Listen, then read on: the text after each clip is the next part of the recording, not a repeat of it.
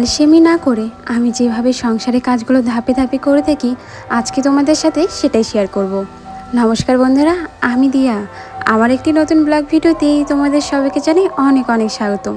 কেমন আছো সবাই কমেন্টে জানাতে একদমই ভুলো না।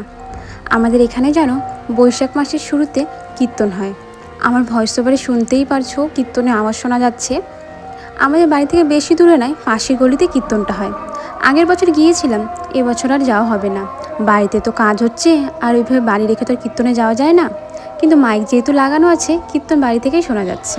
আজকে তো চৈত্র মাসের শেষ দিন। আজকে ভোরবেলা যেন আমাদের এখানে শিব পার্বতীর বিয়ে হয়েছে।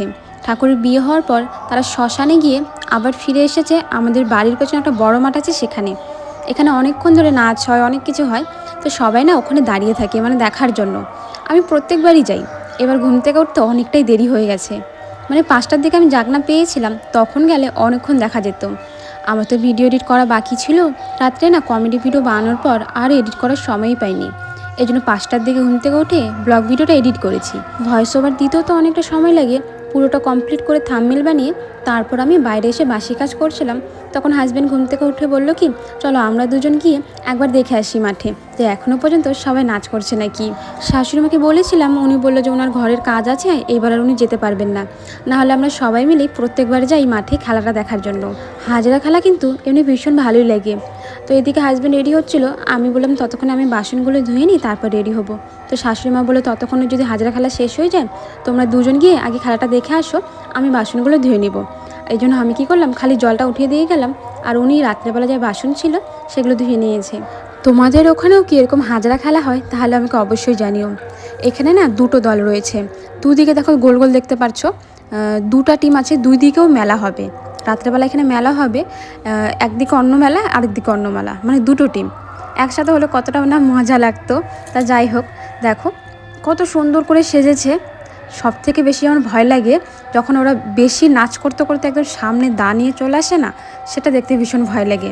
আবার মজাও লাগে, মজা লাগে দেখে প্রত্যেকবার সকালে আমরা চলে যাই দেখার জন্য। আচ্ছা, তোমরা কি চিনতে পারছো এখানে কোনটা কি? এটা কিন্তু আমাদের মা কালী সেজেছে। প্রত্যেকবার মা কালীকে দেখতে আমার ভীষণ মিষ্টি লাগে। এত সুন্দর করে সাজ করে, সাজার থেকে বেশি সুন্দর লাগে তাদের অঙ্গভঙ্গিগুলো, যেগুলো কিন্তু নাচের মাধ্যমেই প্রকাশ পায়। আর দেখো দাঁটানি বারবার সামনে চলে আসছিলো, সবাইকে আর কি ভয় দেখাচ্ছিল। সবাই বেশি কাছে কাছে চলে যাচ্ছিলো, ওদের নাচ করতেও অসুবিধা হচ্ছিলো সেই জন্য। আর কয়েকজন না পার্বতী সেজেছিল, ওরা নাচ করেনি, এমনি সামনে সামনে সেজেছিল, দেখতে ভীষণ ভালো লাগছিল। এরা কিন্তু সবাই ছেলে, কারণ মেয়েরা কিন্তু কখনো এইভাবে সাজে না, আমি যতটা জানি আর কি। এদিকে ডাকিনী যখন এগুলো নাচ করছিল আর ওদের এক এক করে ধরা হচ্ছিল। এখানে যিনি মেন সন্ন্যাসী, উনি পেছনের দিকে বসে আছেন, উনি জল দিচ্ছেন আর এক এক করে সবাইকে ধরে সামনের দিকে শুয়ে দিচ্ছিলেন আর কি। তো দেখার পর আমরা চলে এসেছি, কারণ ঘড়িতে তখন 6:30 বাজে, আমরা 6টার দিকে গিয়েছিলাম। সকালে তো রান্নাবাড়ি করতে হবে, সবাই আবার কাজে যাবে। যদি কাজ না থাকতো তাহলে আরও দেরি করে আসা যেত, কিন্তু কাজ থাকার জন্য প্রত্যেকবার আমরা তাড়াতাড়ি চলে আসি।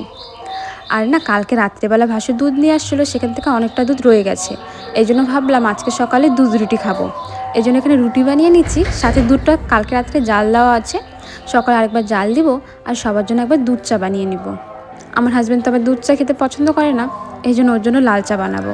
আমার আগের ভিডিওতে নাফিসা সুলতানা বলেছো অনেক সুন্দর হয়েছে ভিডিওটা আপু, থ্যাংক ইউ নাফিসা। সাথী দাস বলেছো খুব সুন্দর ভিডিও করো তুমি, থ্যাংক ইউ সাথী।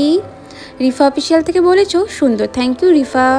সঞ্চিতা মণ্ডল দিদিভাই বলেছো আমাকেও প্রতিদিন অনেক জামা কাপড় ভাঁজ করতে হয়। আমাকেও করতে হয়, কিন্তু যখন আমি কমেডি ভিডিও বানাই তখন, নাহলে বেশি একটা জামা কাপড় গোছাতে হয় না আর কি। আমাকে যেদিন ধুয়ে দিই সেদিন টুকিটাকি থাকে, যেহেতু আমি একা, মানে আমি আর আমার হাজব্যান্ড, এই জন্য আর কি।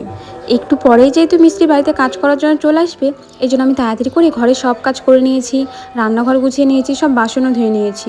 শুধু কিছু কাপড় আছে সেগুলো আর কি ধোয়ার সময় পাইনি। আজকে জানো তো আমি ঘরে রং করব।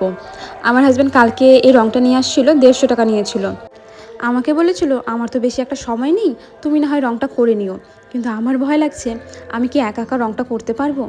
আমি সবসময় হাজব্যান্ডের সাথে সাথে সাহায্য করেছি রং করাতে, নিজে নিজে কখনো করিনি। এই প্রথমবার এমন হবে আমি একা একাই রং করব। এইদিকে আবার সবাই কাজ করার জন্য চলে এসেছে। ওনারা বলছিল ওনারা এখন চা খাবে, এখন ওনাদের লাল চা দিলাম। বিকেলের দিকে দোকানে গিয়ে একটু দুধ নিয়ে আসবো, তখন আবার দুধ চা বানিয়ে দিব। তারপর চলে আসলাম ঘরে আমার রং করার জন্য। আমি যে কী রং করব আমি কিছুই বুঝতে পারছিলাম না। কিন্তু পরে মনে হলো প্রাইমার তো আমি একবার করেছিলাম, রংটা দেখা যাক করতে পারি কি না পারি। আর যদিও বা আমি ভুল করে ফেলি, আমার হাজব্যান্ড আমাকে তেমন কিছু বলবে না, বকা দিবে না, কারণ সে তো জানে আমি কখনো রং করিনি, জীবনে ফার্স্ট টাইম আমি রং করছি। সে বলেছে তুমি যেমন পারো তেমন করেই করো, করতে করতে একদিন শিখে যাবে রং করা। মানে সব কাজ শেখা উচিত, শুধু যে মেয়ে দেখে যে আমাকে রান্নাবাড়িটাই শিখতে হবে, বাসন মাজাই শিখতে হবে তেমন কোনো ব্যাপার নেই, তুমি সব কাজ করতে পারো। আমার হাজব্যান্ডের কথা হলো এটা, সব কাজ করতে পারে, সব কাজ সবার জন্য। ছেলেরা রান্না করতে পারে, মেয়েরা রং করতে পারে, সবই পারে। তো বললাম ঠিকই বলেছ, চলো আমি রংটা করে দেখি হয় কি না হয়। এদিকে আমার রঙের কাজ চলছে, আর বাইরে কিন্তু মিস্ত্রি এখনও পর্যন্ত কাজ করে যাচ্ছে। পুরো রং করতে করতে আমার প্রায় সকাল থেকে বিকেল হয়ে গিয়েছিল। আস্তে আস্তে হাত ব্যথা হয়ে যাচ্ছিল, কোথাও রং বেশি হচ্ছিল, কম হচ্ছিল। আমি জানলা রং করেছি, সাথে দরজাটা রং করেছি। দরজা রং করতে গিয়ে প্রথমে একটু ভুল হয়ে গেছে, সেটা হলো থিনারটা আমি বেশি দিয়েছিলাম। থিনার বেশি দেওয়ার কারণে একদম পাতলা মনে হচ্ছিলো, আর পাইমাটা আর কি বোঝা যাচ্ছিলো কালো কালো হয়ে। তো দুপুরে যখন হাজব্যান্ড খেতে আসলো, তখন আমায় বললো যে তুমি থিনার বেশি দিয়ে দিয়েছো, এর ওপর দিয়ে একদম মোটা করে আবার কালার করো। তো আমি বিকেলের দিকে 1 ঘন্টার সময় নিয়ে ওই দরজার উপরে আরও একবার কালার করেছি। এখন দেখতে ভীষণ ভালো লাগছে। তবে আমি একটা ভুল করে ফেলেছি, মানে বেশি বেশি রং করার জন্য না, একটা রং দিয়ে দুটো জানালা একটা দরজা আরামে হয়ে যেত আমার হাজব্যান্ড যদি রং করতো। কিন্তু আমি রং করার কারণে খালি দরজা জানলার সামনের দিকটা হয়েছে, আর পেছনের দিক রং করার আগেই রং শেষ হয়ে গিয়েছে। আমি আমার হাজব্যান্ডকে বললাম যে আমার জন্য তোমার লস হয়ে গেল, তো বলে ঠিক আছে কোনো ব্যাপার না, তুমি চেষ্টা তো করেছো, আমার জন্য এটাই অনেক। যেহেতু ও তো আর সময় পায় না, ওই রবিবারেই ছুটি, রবিবার তো এখন অনেক দেরি, এই জন্য আমি শুরুতেই কাজগুলো করে নিচ্ছি। কদিন পর বাড়িতে বিয়ে, শেষের দিকে বাড়িতে অনেক কাজ থাকবে, এই জন্য আর কি আমি এখনই যতটা পারছি করে নিচ্ছি কাজগুলো। আমি না সারাদিন এখন ভিডিও বানাতেই পারছি না, যে কাজগুলো করছি সেগুলো কোনো রকমে তো বাইরে করছি, আর বাইরে আমি যদি ক্যামেরা লাগাই ভিডিও বানাই তাহলে তো হয়ে গেছে। আমাদের সমাজ অনেকটা এগিয়ে গিয়েছে, কিন্তু মেয়েরা যদি ভিডিও বানায় সেটা তারা এখনও পর্যন্ত মানতে পারবে না। বাড়ির বউরা ভিডিও বানায়, আচ্ছা ভালো ভিডিও বানায় নাকি খারাপ ভিডিও, এই চর্চাটা সবসময় চলতে থাকে। কিন্তু আমি সবার সামনেই ভিডিও বানাই, আমার এখন লজ্জা টজ্জা কিচ্ছু লাগে না, কারণ তারা আমাকে টাকা দেবে না, বা আমি কি করছি না করছি তাদের কোনো যায় আসে না, আমারও কোনো যায় আসে না এখন দাঁড়িয়ে।